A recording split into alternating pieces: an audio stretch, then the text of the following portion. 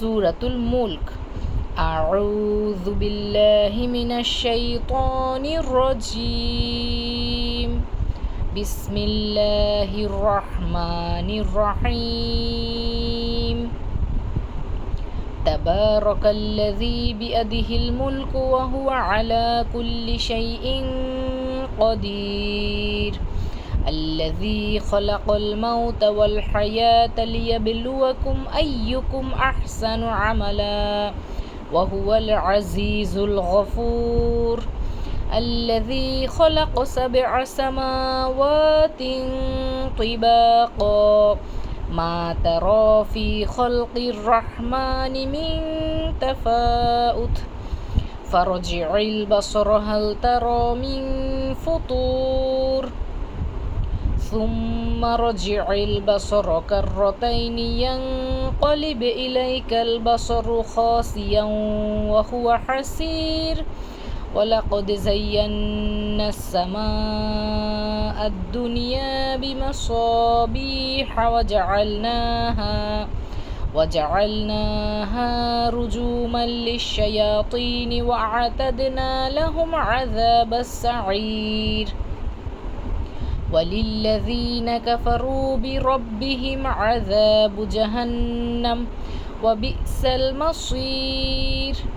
إذا ألقوا فيها سمعوا لها شهيقا وهي تفور تكاد تميز من الغيظ كلما ألقي فيها فوج سألهم خزنتها ألم يأتكم نذير. قالوا بلى قد جاءنا نذير فكذبنا وقلنا ما نزل الله من شيء إن أنتم إلا في ضلال كبير. وقالوا لو كنا نسمع أو نعقل ما كنا في أصحاب السعير فاعترفوا بذنبهم فسحقا لأصحاب السعير. إن الذين يخشون ربهم بالغيب لهم مغفرة وأجر كبير. وأسروا قولكم أو اجهروا به إنه عليم بذات الصدور. ألا يعلم من خلق وهو اللطيف الخبير. هو الذي جعل لكم الأرض ذلولا فامشوا في مناكبها وكلوا من رزقه وإليه النشور. أأمنتم من في السماء أن يخسف بكم الأرض فإذا هي تمور أم أمنتم من في السماء أن يرسل عليكم حاصبا فستعلمون كيف نذير. ولقد كذب الذين من قبلهم فكيف كان نكير. أولم يروا إلى الطير فوقهم صافات ويقبضن ما يمسكهن إلا الرحمن إنه بكل شيء بصير. أمن هذا الذي هو جند لكم ينصركم من دون الرحمن إن الكافرون إلا في غرور. أمن هذا الذي يرزقكم إن أمسك رزقه بل لجوا في عتو ونفور. أفمن يمشي مكبا على وجهه أهدى أمن يمشي سويا على صراط مستقيم.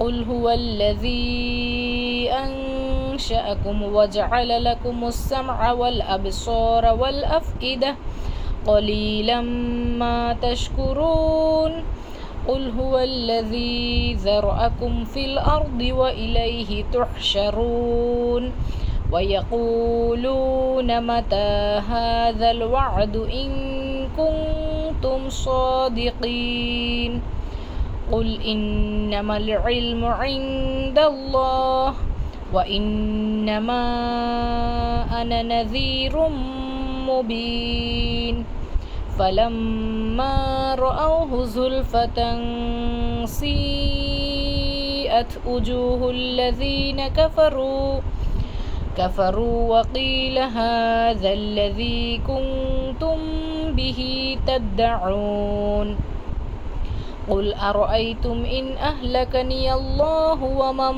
معي أو رحمنا فمن يجير الكافرين من عذاب أليم قل هو الرحمن آمنا به وعليه توكلنا فستعلمون من هو في ضلال مبين قل أرأيتم إن أصبح ماؤكم غورا فمن يأتيكم بماء معين অর্থ পুণ্যময় তিনি, যার হাতে রাজত্ব, তিনি সব কিছুর উপর সর্বশক্তিমান, যিনি সৃষ্টি করেছেন মরণ ও জীবন, যাতে তোমাদেরকে পরীক্ষা করেন কে তোমাদের মধ্যে কর্মে শ্রেষ্ঠ। তিনি পরাক্রমশালী, ক্ষমাময়। তিনি সপ্ত আকাশ স্তরে স্তরে সৃষ্টি করেছেন। তুমি করুণাময় আল্লাহ তাআলার সৃষ্টিতে কোনো তফাৎ দেখতে পাবে না। আবার দৃষ্টি ফেরাও, কোনো ফাটল দেখতে পাও কি? অতঃপর তুমি বারবার তাকিয়ে দেখো, তোমার দৃষ্টি ব্যর্থ ও পরিশ্রান্ত হয়ে তোমার দিকে ফিরে আসবে। আমি সর্বনিম্ন আকাশকে প্রদীপমালা দ্বারা সুসজ্জিত করেছি, সেগুলোকে শয়তানদের জন্য ক্ষেপণাস্ত্রবৎ করেছি এবং প্রস্তুত করে রেখেছি তাদের জন্য জ্বলন্ত অগ্নির শাস্তি।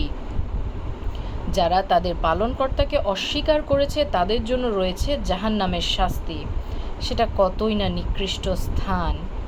যখন তারা তথায় নিক্ষিপ্ত হবে তখন তার উৎক্ষিপ্ত গর্জন শুনতে পাবে।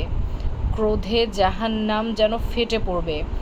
যখনই তাতে কোনো সম্প্রদায় নিক্ষিপ্ত হবে তখন তাদেরকে তার সিপাহীরা জিজ্ঞাসা করবে, তোমাদের কাছে কি কোনো সতর্ককারী আগমন করেনি? তারা বলবে, হ্যাঁ, আমাদের কাছে সতর্ককারী আগমন করেছিল। অতঃপর আমরা মিথ্যারোপ করেছিলাম এবং বলেছিলাম আল্লাহ তাআলা কোনো কিছু নাজিল করেননি, তোমরা মহা বিভ্রান্তিতে পড়ে রয়েছ। তারা আরও বলবে, যদি আমরা শুনতাম অথবা বুদ্ধি খাটাতাম তবে আমরা জাহান্নামবাসীদের মধ্যে থাকতাম না। অতঃপর তারা তাদের অপরাধ স্বীকার করবে। জাহান্নামীরা দূর হোক। নিশ্চয়ই যারা তাদের পালনকর্তাকে না দেখে ভয় করে তাদের জন্য রয়েছে ক্ষমা ও মহা পুরস্কার। তোমরা তোমাদের কথা গোপনে বলো অথবা প্রকাশ্যে বলো, তিনি তো অন্তরের বিষয়াদি সম্পর্কে সম্যক অবগত। যিনি সৃষ্টি করেছেন তিনি কি করে জানবেন না? তিনি সূক্ষ্ম জ্ঞানী, সম্যক জ্ঞাত। তিনি তোমাদের জন্য পৃথিবীকে সুগম করেছেন, অতএব তোমরা তার কাঁধে বিচরণ করো এবং তার দেয়া রিজিক আহার করো, তারই কাছে পুনরুজ্জীবিত হবে। তোমরা কি ভাবনামুক্ত হয়ে গেছো যে আকাশে যিনি আছেন তিনি তোমাদেরকে ভূগর্ভে বিলীন করে দেবেন, অতঃপর তা কাঁপতে থাকবে? না, তোমরা নিশ্চিন্ত হয়ে গেছো যে আকাশে যিনি আছেন তিনি তোমাদের উপর প্রস্তর বৃষ্টি বর্ষণ করবেন, অতঃপর তোমরা জানতে পারবে কেমন ছিল আমার সতর্কবাণী। তাদের পূর্ববর্তীরা মিথ্যারোপ করেছিল, অতঃপর কত কঠোর হয়েছিল আমার অস্বীকৃতি। তারা কি লক্ষ্য করে না তাদের মাথার উপর উড়ন্ত পক্ষীকুলের প্রতি পাখা বিস্তারকারী ও পাখা সংকোচনকারী? রহমান আল্লাহই তাদেরকে স্থির রাখেন, তিনি সর্ববিষয় দেখেন। রহমান আল্লাহ তাআলা ব্যতীত তোমাদের কোনো সৈন্য আছে কি যে তোমাদেরকে সাহায্য করবে? কাফেররা বিভ্রান্তিতেই পতিত আছে। তিনি যদি রিজিক বন্ধ করে দেন তবে কে আছে যে তোমাদেরকে রিজিক দিবে? বরং তারা অবাধ্যতা ও বিমুখতায় ডুবে রয়েছে। যে ব্যক্তি উপর হয়ে মুখে ভর দিয়ে চলে সে কি সৎ পথে চলে, নাকি সে সৎ পথে চলে যে সোজা ও সরল পথে চলে?